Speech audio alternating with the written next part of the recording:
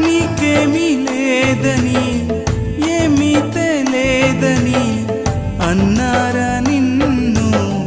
అవమానపరిచారా తలరాత ఇంతేనని తరువాత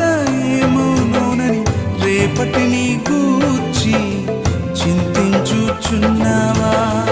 చింతించకన్నా యేసు మాటను మరిచావా మారాను మధురంగా మార్చెను చూసావా చింతించకన్నా యేసు మాటను మరిచావా మారాను మధురంగా మార్చెను చూసావా కన్నీరేలమ్మా కరుణించు యేసుని